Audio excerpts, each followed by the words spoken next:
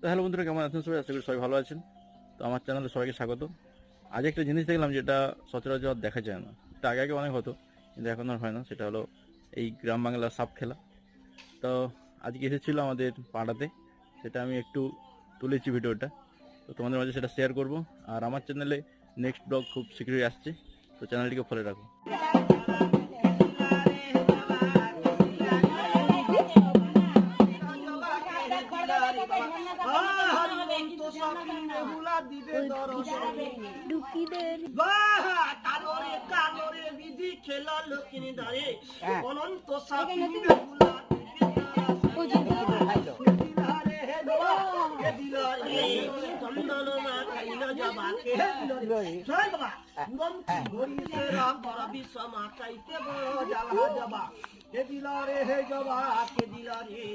চন্দন